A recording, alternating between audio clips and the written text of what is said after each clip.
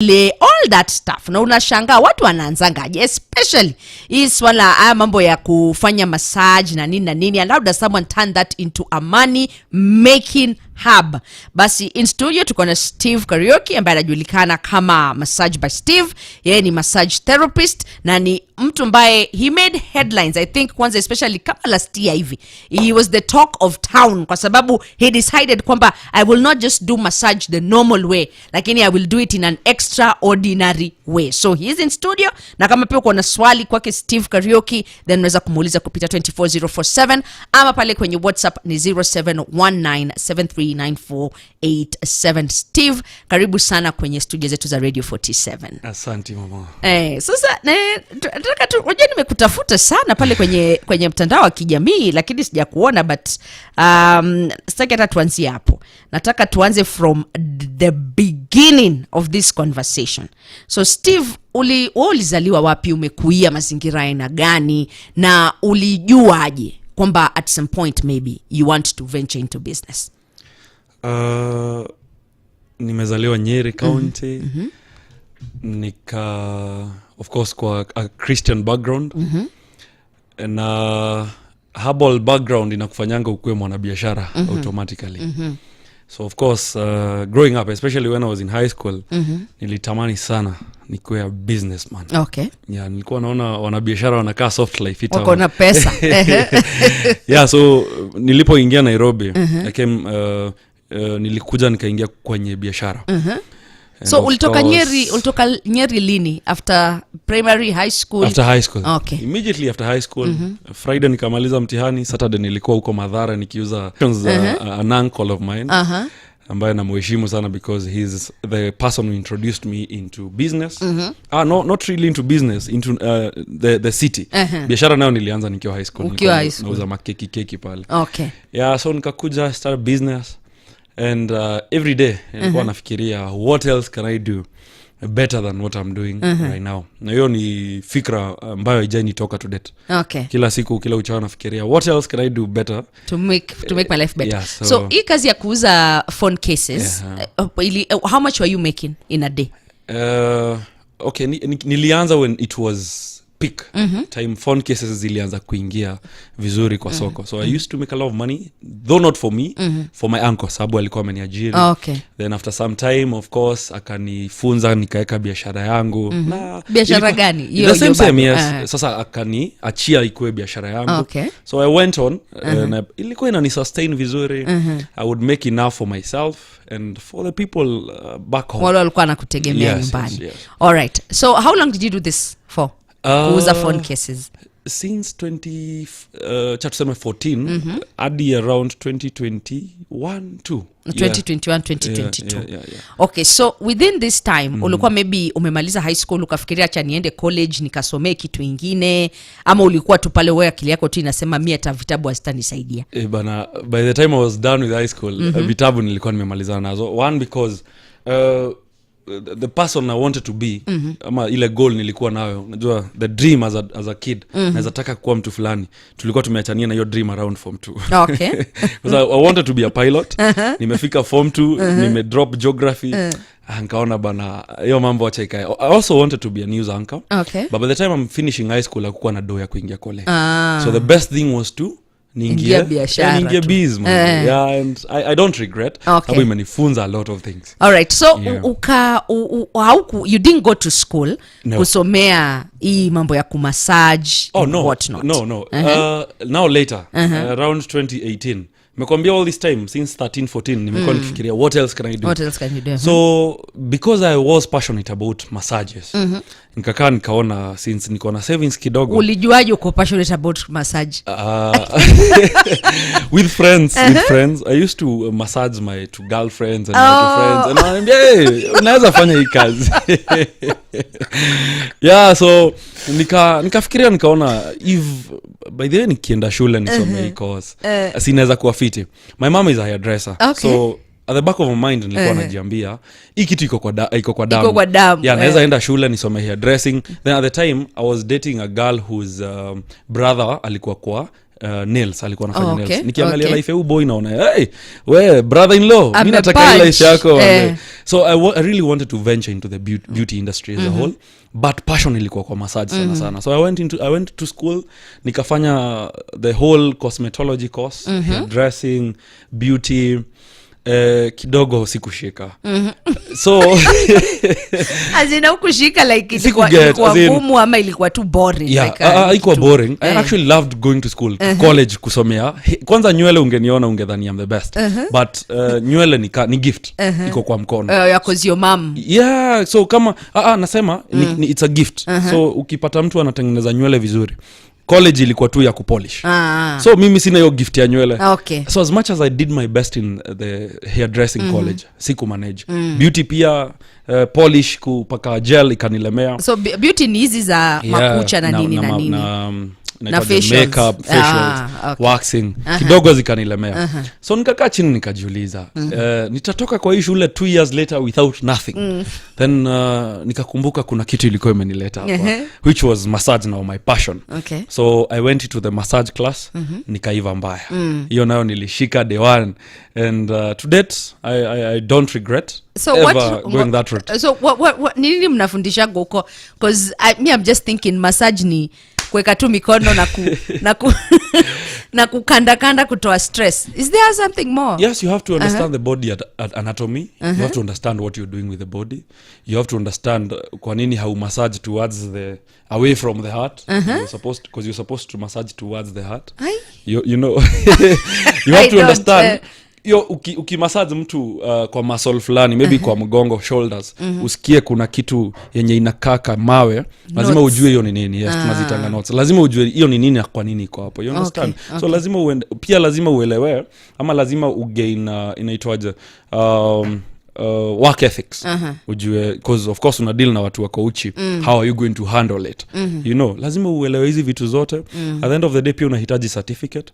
Usikue tu umekuja kwa massage industry jua kali. Okay. Yeah. All right. So ukamaliza, this is 2018 hapa. 2018, 2020 nikapata job yangu ya kwanza. Okay. Yeah. So you went looking for a job au kufikiria? No, kazi ilinitafuta. Because ile shule nilikuwa tulikuwa tunatafutiwa zinaitwaje? Attachment na placements mnapelekwa. Yeah, so for me sikupata attachment. Mimi nilipata kazi. A new spa that was being opened, nikaitwa as a hairdresser, as a spa therapist. Okay. And within a very short time nikapata kazi ingine Diani. Okay. So now that is when now I went to perfect the massage skills. Sababu Diani now I went as a fully spa therapist. Okay. Si kwa hairdresser or anything. Kazi yangu ilikuwa tu ni massage pale as the only male massage therapist. Then corona comes. Kazi kaisha. Okay. So now I have to sit down and think, how am I going to survive? Remember, I'm business minded, so biashara tena. So I went back to now phone accessories again. Okay. Sababu this time, corona time, hakuna mtu anataka massage, hakuna mtu anataka kukaribiwa. Yes. So mimi nikarudia tu my phone accessories. And then corona ikapungua, nikakaa chini nikaona kuajiriwa tena. Can never be me. So I started posting my videos on Instagram. Okay, ngoja. So hebu turudi nyuma. Hii job ulipata hii job ya kwanza, ukaenda Diani. Yeah. So after that job you were good, Diani came calling. Ukaenda Diani. So hii ni 2019, 2018, 2019, 2020 hapo. Yeah. So corona comes. Within that period. Yeah. So how much were you making from massage Diani? Diani nilikuwa napigwa 32 yangu safi. 32. Ikikatakatwa hapo na tax nini nacho na 27, 28 I guess. Okay. Yeah. And was that enough ama ukikompare na ile job ya kuuza accessories you are like bana ilikuwa inaniumiza. But remember ile job ya phone accessories ilikuwa ni hawking. As in ilikuwa road iko na challenges kibao. So I really wanted to get out of that. Okay, pia inakuanga comfort zone, haulipi rent ya shop. Kugrow now inakuanga ngumu ukiwa kwa road. So I really wanted to get out of that zone.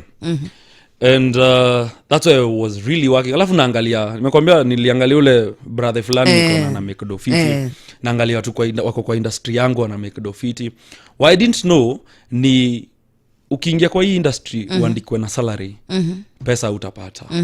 but ukiingia kwa industry uandikwe na commission pesa utapata. Okay. So hiyo ndo mistake yenye nilifanya vile nilienda Diani. Mi nilichukua salary instead of kusema for every client nipewe do yangu. give me That's the only way you can cut. make money. Aha. Yeah, so kama unaingia kwa industry salary, unless ni salary plus commission, but salary peke yake utaumizwa. You will not survive. Yeah. Haya, sawa. So tumeingia kwenye, tumetoka huko kwa massage, tukaingia kwenye kuuza accessories, but still the passion ya kuwa masseuist was still knocking. Yeah. Actually imestopiwa na circumstance. Ni corona imekuja, so we have to survive. Hatuwezi kaa tuseme juu sisi ni massage therapist na watu wataki massage hatutakula. Tutakula. So turudi kwa ground. Hiyo hapo mahali tulikuwa tunapotelea, acha turudi. So nikarudi kwa road, nikaendeleza biz.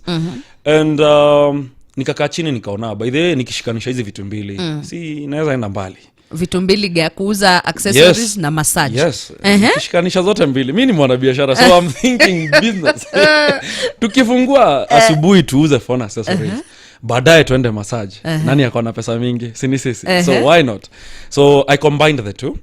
Of course, as I was saying, nikafungua an Instagram page and I started posting my crazy videos. Okay, so where did you find these people?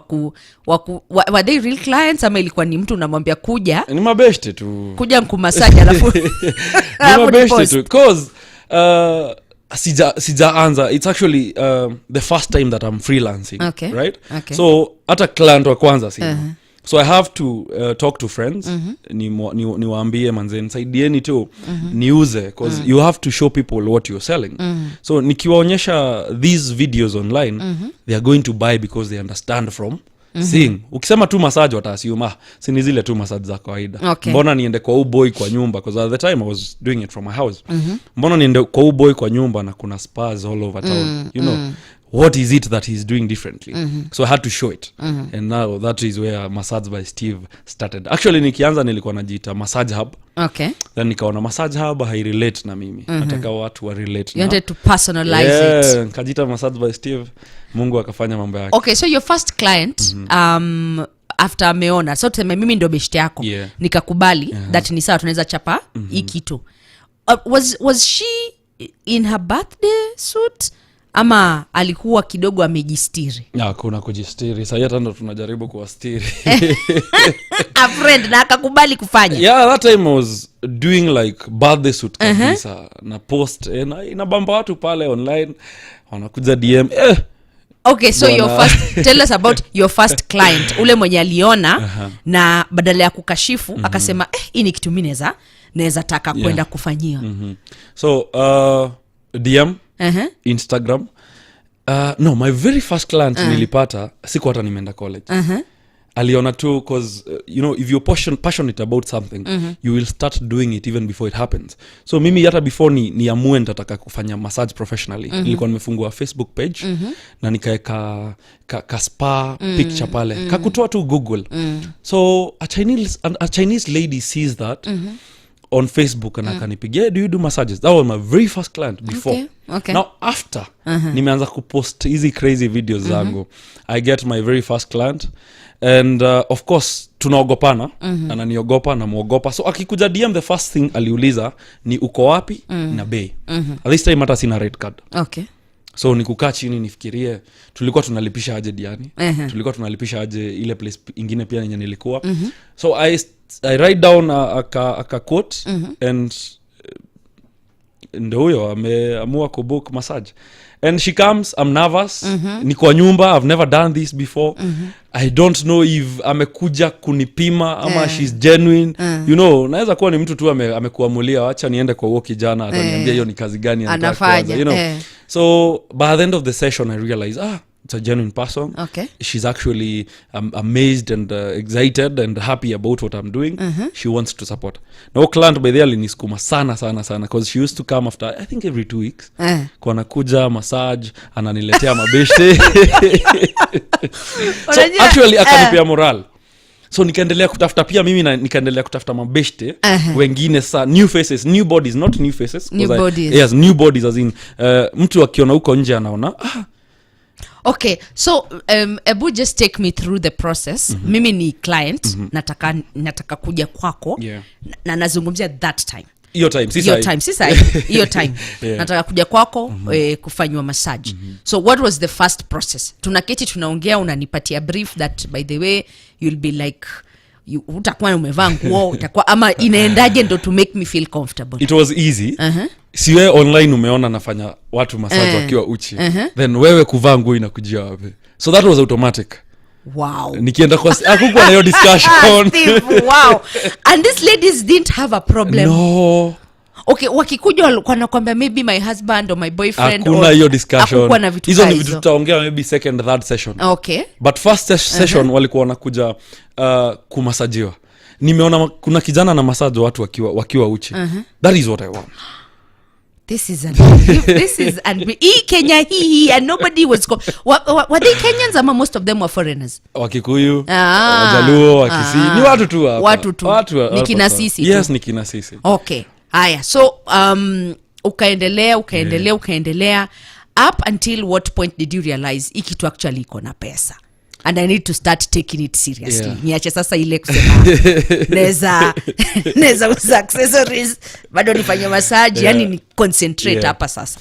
There was a time nilifanya advert na our influencers wa Instagram. And nikapata bookings mingi. Okay. Because I remember there was a time I used to work up until 2 a.m. Watu wana masajiwa tu. Alafu 2 a.m. nikaona huku Kileleshwa, Lavington, Kilimani. As in hizi ni places sijaienda. Okay. But hii kazi imefanya nikafika huko. Nikaingia kwa hizo manyumba tunaoneanga kwa barabara tunaziogopa. So I realized kumbe hii ni kitu hata wadosi wanatambua. Okay, so they used to call you wanakwambia unaweza kuja huko. Unaweza kuja cause my space was small. Okay. If I tell you I started in a bed sitter maybe utaamini, but nilianza kwa bed sitter. So kuna mtu anaona kaka nyumba online hapana, hata kama nataka services za umse acha tu nimeita kwangu. Yeah, so nimeitaitwa hizi mitaa kubwa kina Runda so nika realize cause at first I thought maybe kitu watu hawataipokea in the right way. But sasa mpaka politician anataka hii kitu, then why not, you know? So wacha tusukume. So I realized at that point that hii kitu inaweza nilipa. Cause if at all watu wa classes zote wanaitambua, then why not? Si tuisukume sasa professionally in a bigger and better way. And here we are. Okay. So kuna mtu maybe hiyo swali utajibu tukirudi. Kuna mtu maybe aliwahi kusema that this is not a professional business. Wewe kuna kitu ingine unauza. Wewe unauza ngono. Wewe una pretend ati massage. Lakini we know mkifunga hiyo milango kuna kitu ingine kuna kitu ingine inaendeleaga hapa. Hiyo naambiwa wangu wa to date hadi wa leo. Hadi ukiingia kwa hii TikTok yangu mpya utapata mtu ananiambia wewe ni muuza ngono. Wewe unauza ngono. And but I wish ningekuwa na roho ya kuuza ngono. Ningekuwa mbali sana. Unajua wezi tulaumu kwa sababu tukiangalia like the nature of business, alafu tena unatuambia wanawake wanakuja and they are naked, not dressed. How does that work? Hata ethically speaking. Ni kitu mtu ukifikiria tu utaona yenyewe ni ngono. Utakuwa tu like Steve ningekuwa nauza ngono mama ningekuwa mbali. Okay. So siuzi ngono. So umeshapata mtu anakwambia of course piga happy ending. Bana hizo napatanga. But clientele wangu wamekam tukaelewana that wacha nikubambe. Alafu hiyo shughuli nyingine ende utafute mtu amalizie, because staki tuzoeana ina badwe na staki iache kukua biashara ifike mahali sasa imekuwa pleasure mpaka mimi mwenyewe sipati do. Okay. Una get? Okay. Ukiingia na hiyo mindset itakumekia sense. So the reason why mimi massage watu uchi ni juu sijai get point ya kwa nini mtu tu asivae nguo lakini Steve avae nguo alafu mwambie wewe as in just I don't know, let's just make it a decent massage. No, than hear me just out. Been Hear me out. Ushaenda massage kwa spa, hizi spa zingine? Okay, honestly sijawahi kwenda. Unaona kwa hizi spa zingine, I'll give you an example of the 2 spas I've worked for. Client akikuja, anavua nguo. Okay. The only thing that you do is unamwekelea towel. Right? But ako uchi. So sijai get your idea. Ni mimi tu nawe kwa room. Kwa nini nakufunikia? kwa nini najifanya sikuoni? Steve. Aijai nimekia sense. Alafu pia if you've been massaged before with and without clothes, without clothes is better. Sababu one, una gain confidence na body yako, client wako anakuwa comfortable. Like mkiogopana hata nitaogopa kukushika. Yes, najua hiyo part ni part ya mwili nafaa kuimassage, but nitaogopa kuimassage juu already umecover up. Unaget? So hata kwa hizi spas zingine si ati watu wanamasajiwa na nguo. It's only that hawaonyeshi. They don't video na kuweka. That's the only difference. I think actually shida ya Steve ni marketing yake. Ana showcase everything, you know. You are bold enough ukasema your boldness na confidence I think ndo inasumbuanga watu. Okay. Aya. So in studio bado tuko na Steve Kariuki ambaye ni massage therapist na anajulikana kama Massage by Steve. So kama uko na swali kwake, feel free uliza, ama kama maybe pia umetamaushwa na kama mimi hapa, I'm just like wow. Unaweza pia kuweka mchango wako kwenye 0719739487, ile ni WhatsApp, ama pale kwenye SMS ni 24047. Takuwa nasoma feedback, lakini kumbuka kwa sasa lazima tuendelee kutengeneza pesa kijet pesa. Kama uko na simu ya mkononi, whether it is a smartphone ama uko na kabambe yako, hii opportunity isikupite jamani. Nakwambiaje, chagua any amount 46 bob au zaidi, eka pale kwa 635000 account, weka namba yako ya simu. Ukishafanya vile, ile pesa ambayo umewekeza inachukuliwa na tuna multiply na shilingi 5,000 pesa taslim za Kenya. Just imagine. Alafu pesa unafanya nini? Unatumiwa Radio 47 automatically kwenye simu yako ya mkono. So kama uko na simu ya mkono, you have an M-Pesa, na uko na tu simu na unataka pesa za haraka, pesa zije tu kwa njia ya uwepesi, wewe tuma tu ile 46 bob au zaidi kwa 635000 account, weka namba yako ya simu, alafu inakuwa as simple as that. Unatumiwa message kama M-Pesa, then una enjoy chapa yako juu kwa juu. Haya, kuna mtu hapa nimeona anasema ni Tracy kutoka Nakuru. Huyo Massage by Steve anasema anamjua, mgote sana. So maybe I don't know anakujua vipi, maybe anakufuatilia kwenye mtandao wa kijamii or something like that. Haya, mwingine hapa anasema okay fine, so I will ask the questions later. Sasa Steve, the women that you get, are they usually single women? Are they married? Ama hizo amuongeagi? Most of my clients ni married. Sababu married. Sababu sidhani single sana. Married women. Hey. So wewe haujawahi ukienda kumassage mke wa mtu bila nguo, haijawahi, you never feel afraid that the husband might just walk in here na ikue another issue maybe, ama hata ikue kesi nyingine hapa nitashindwa kuzima hii moto? Sasa mostly najifanyanga kwa manyumba zao. And the husbands are there as they watch.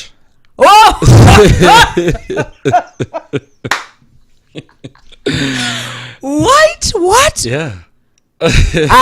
You guys, sasa si itakuwa si massage sasa. Hii ni kitu ingine.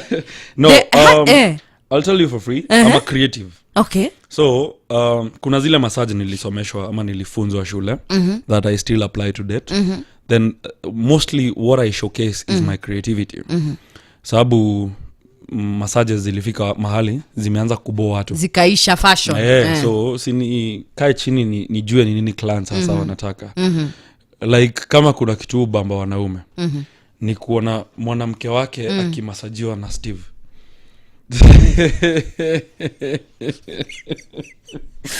Kwa nini, if I may ask? What is this? Is it kuna kale ka hormone ka wanaume sugar blood rush? Okay. Iyo. Okay. And then it just spices up bedroom matters for them now. In our bamba mbaya. Okay. Yeah. So what let hata nimechanganyikiwa kidogo. What changamoto gani pengine unaweza kusema Massage by Steve imepitia so far currently? other than tutoe mtandao wa kijamii because we are coming there. So hivi tu like meeting clients. Have you ever met a difficult client ukasema tu huyo ama maybe client anakuja kuna body order ama client anakuja aya amekuja pale hajakuja massage amekuja vitu vyake vingine na ushamuona that huyu body order nilikuwa na hiyo challenge nikianza but sahi I think clients wangu wamefika mahali tukaheshimiana because wanajichunguza kwanza, am I okay to go to Steve? Okay. Mambo ya so body odor hawafiki waoge mwanzo, wanafika wanaoga, but unajua kuna watu wana body odor, naturally especially hata si natural I think ni, mambo za infections nini. Yeah, so saa zingine inazidi. I used to get that a lot nikianza, and how are you handling that? Unavumilia cause uko hustle. Uko hustle. But what I used to do then is to never accept that client again. Okay. Akitaka kubook na mwambia tu niko busy, niko fully booked until yeye mwenyewe akae chini ajiulize kwa nini anani avoid. Yeah. So akishajua atakuja mwenyewe aniambia by this Steve nilijua shida ilikuwa wapi. Juu siku anaona ikiwa right kuambia mtu by the way unakuanga na karufu. But hiyo ni challenge sasa sipati hata. Okay. Challenge nyingine watu wakukuja na nia zingine hiyo ni kawaida. Hiyo hata si challenge. So how do you know that mimi siko hapo kufanywa massage? Of course utaongea at some point. Utaambia by the Steve unaweza fanya happy ending nini. So ndajua wewe kitu ilikuwa imekuleta hapa, but hiyo actually sichukuliangi ikiwa challenge. Actually by the time umefika hapo it means I'm doing my job right. Nimekubamba mbaya so it's fine.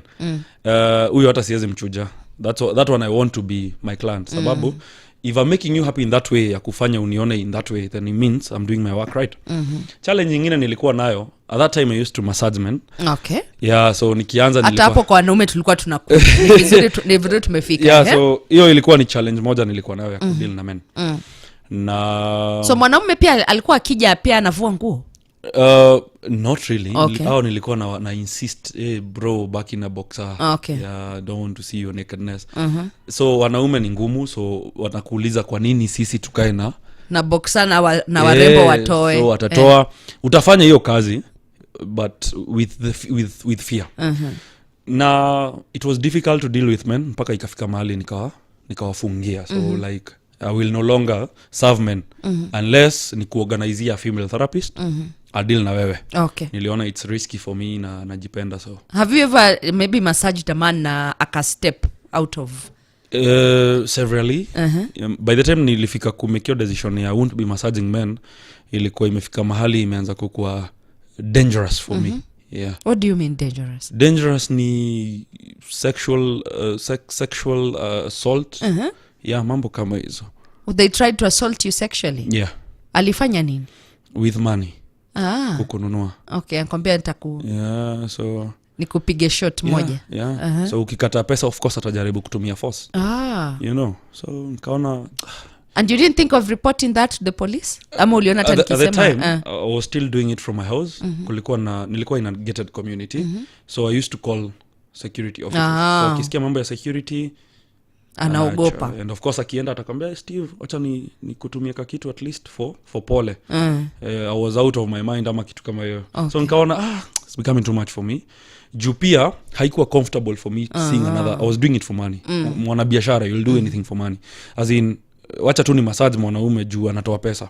So ilikuwa inani affect pia mentally. Nikikaa chini najiuliza bro, is that the right direction that you want to take? Because in the normal setup ya spas I used to massage men na haikuwa noma because wanaheshimu kampuni.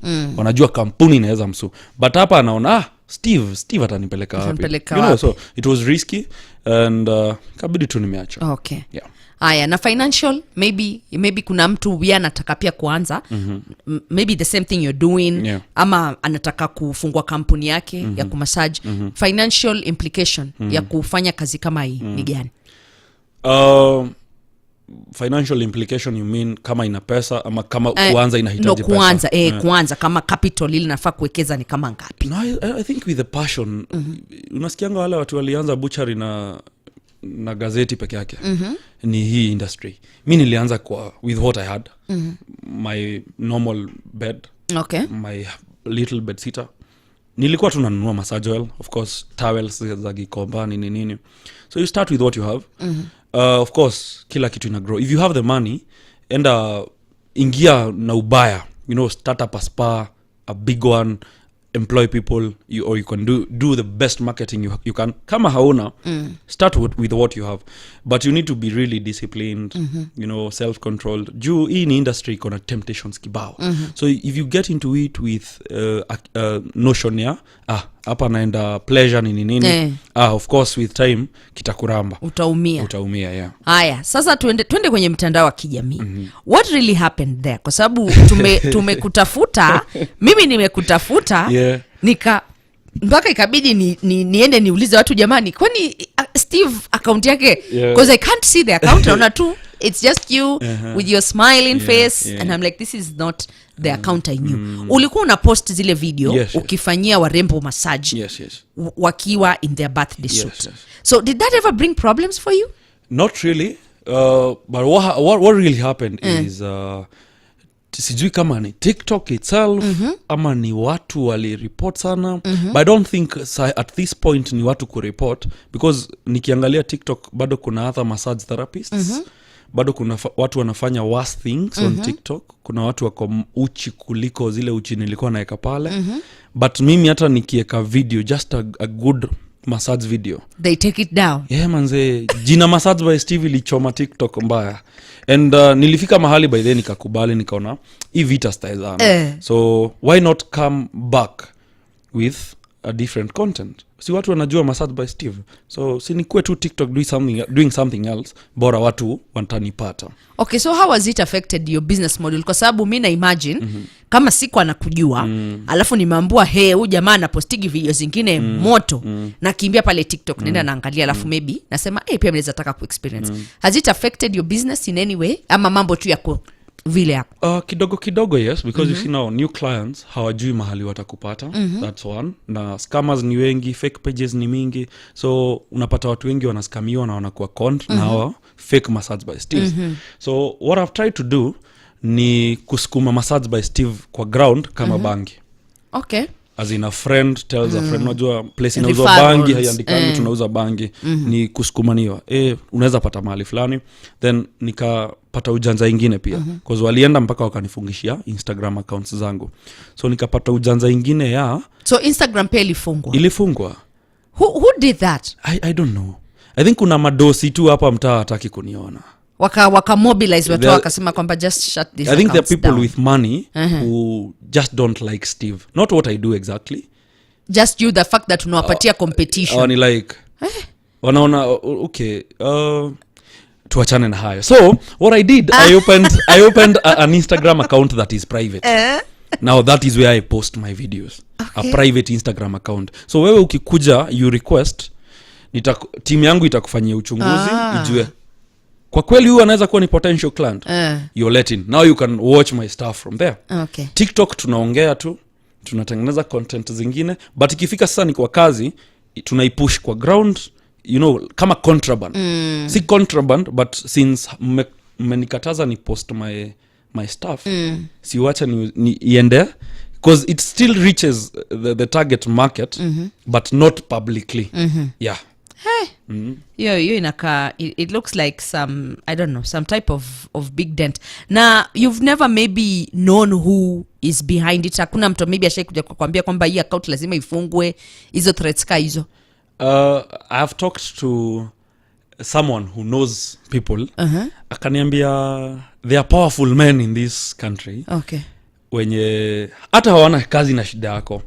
What they have a problem with is you. Unakaa fiti kwa nini na una massage wapo wetu? That's the problem they have with me.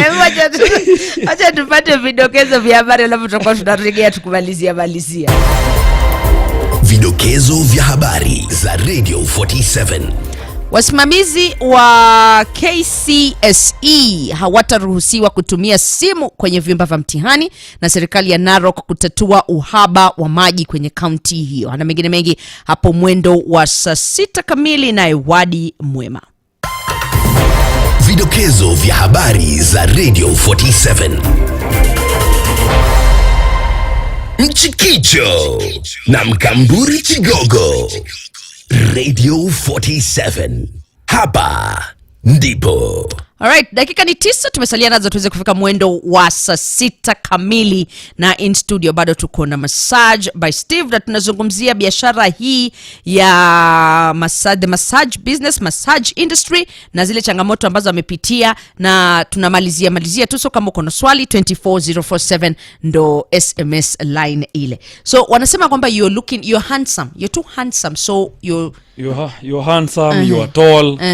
Because someone told me, unajua ungekuwa mfupi na ukae vile unataka, hatungekuwa na shida na wewe. All right, so are you dating anyone right now? Are you married? What is your relationship status like? Na mtu ambaye maybe uko naye ama una plan kwa naye, sijui kama yuko sasa hivi, anachukuliaje? Because of the nature of my job, me avoid sana kudate. So sasa unataka kusema wewe utakufa tu single? Actually hata kama singekuwa nafanya hii job, mimi singetaka kuwa. I find it too much work. Oh, personally it's just like a personal preference. Ya commitments bana ni kazi ngumu. Okay, so you are not uko hauko kabisa. Yeah. Okay, and have you ever met maybe someone mna date na sasa uko unafanya hii kazi na akawa na issue? Not really. Haijawahi kufanyika. Not really. I think mwanamke atakupenda for who you are. Men ndo wanakuanga na hizo issues. Okay. Women are just atasema tu it's fine, it's work. Fanya kazi yako. Okay. So tukimalizia tu, someone is listening to you right now, na maybe hii ni kitu akona passion nayo sana. What would you advise from someone who started from literally kwa bed sitter mpaka sahi ume-expand now? Do you have an actual spa? I have a spa. I have partner branches. Okay. Partner branches, I mean mahali naweza unaweza kuenda unatuma mtu unamwambia nenda pa. Yes, but I have my own spa. Mahali client anaweza kuja. Yes. So what can you tell me? I'm young, niko na pa, najua pia mimi maybe I can massage, ama I can get into the beauty industry. One word of advice that you can give me? Start. Anza. Yeah. It doesn't matter what you have, what you don't have. Just start. Anza tu. Yeah, anza. Everything else will align. It will fall into place. Yeah, it will. Mdogo tu. Weka Mungu mbele, jiamini, have the confidence and the discipline. You're good to go. And what of those people who argue that hiki tunafanya, and then I hear you still saying God, I hear you still saying that you grew up in a Christian background. Watu unawajibu vipi? You see, I think I view God differently. Mi naamini God anapenda kila mtu for who you are. Because actually kuna mtu atani judge for what I do and they do worse. Ni vile tu hatujui. Na bado God anawapenda. So I don't see why people don't understand why I love God and still do what I do. Okay. Yeah. So how much is a massage session if I'm looking to book with a Massage by Steve? From as low as 3,500. Okay.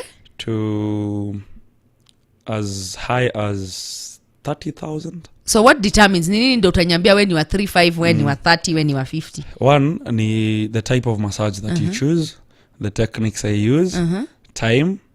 Hii ya 30 iko na nini? That you hire me for a day. For a full day. Ni massage gani hii jameni? Steve tunafanya siku mzima. Jameni. You hire me for a day, for travel, leisure, fun, massages. Yeah. The whole day. You're whole just day. There massaging me. That is mostly for company.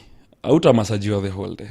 That is hiring someone for company. Oh, so mnakaa hapo mnaongea. You let out what it is that you want. I'm a therapist. Okay. So we will talk. We will have fun. By the end of the day, you will be happier and better. Okay. Of course, kuna massages huko katikati. Yeah. Aya, na hii ya 35? Yeah, 35 ni a normal massage. Inaitwa Swedish.